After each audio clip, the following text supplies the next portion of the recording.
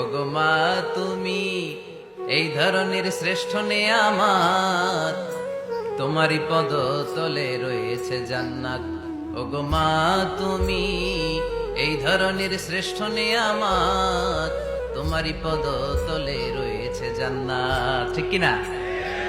এই পৃথিবীটারে যদি 500 বার বিক্রি করেন, যেই টাকা পাবেন ওই টাকা দিয়ে জান্নাতের একটা চেয়ার কিনা যাবে? এই গোটা দুনিয়াটাকে যদি 10,000 বার বিক্রি করেন, যে প্রফিট পাওয়া যাবে ওই প্রফিটটা দিয়ে জান্নাতের একটা চেয়ার পাওয়া যাবে? আর যে জান্নাতটা মায়ের পায়ের নিচে পড়ে আছে, তাহলে ওই পা দুইটার দাম কত? সুবহানাল্লাহ পড়তে পারলেন না? এজন্য মায়ের মর্যাদা 3 বার, মা মা মা, তারপর বাবা।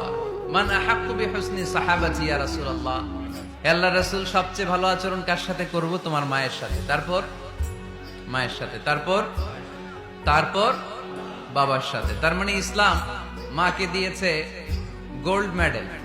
কি মেডেল? তারপর মাকে দিয়েছে সিলভারের মেডেল। ঠিক কিনা? এরপর ইসলাম মাকে দিয়েছে ব্রোঞ্জ মেডেল, আর বাবাকে দিয়েছে সান্ত্বনা পুরস্কার। 3 বার যদি মা হয়, মানে মা মা মা, তারপরে বাবা, তাহলে ইসলাম মাকে কি মেডেল দিল? গোল্ড মেডেল, স্বর্ণ পদক। তারপর মাকে দিল রৌপ্য পদক।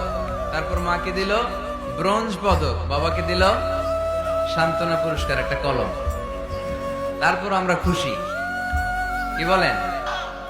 কেন মায়ের মর্যাদা বেশি? কারণ হামালাতহু উম্মুহু, বাবা পেটে ধরেনি, পেটে ধরেছে কে? ওয়াহানান আলা ওয়াহান, বোঝা, পেইন, ডেলিভারি পেইন, যন্ত্রণা বাবা সহ্য করেনি, করেছে কে? ওয়াফিসালুহু ফি আমাইন, 2 বছর বাবা দুধ খাওয়ায়নি, দুধ খাওয়ালো কে? বিষ্ণু বললেন লাউ কাতা'তা জিলদাক, জিলদুন মানে হচ্ছে স্কিন। বিষ্ণু বললেন তোমার স্কিন, চামড়াগুলো কেটে কেটে রোদে শুকিয়ে যদি জুতা বানাও 2টা, আর ওই জুতাগুলো দিয়ে যদি মাকে উপহার দাও, যে মা আমার গায়ের চামড়া দিয়ে তোমাকে 2টো জুতা উপহার দিলাম, ওই জুতা পরেও যদি তোমার মা 1000 বছর হাঁটে, তাহলে ওই যে ছোটবেলায় কত লক্ষ ঢোক দুধ তুমি তোমার মায়ের বুক থেকে খেয়েছো, তার এক ঢোক দুধের শোধ আদায় হবে না। মা মা মা, তারপরে বাবা।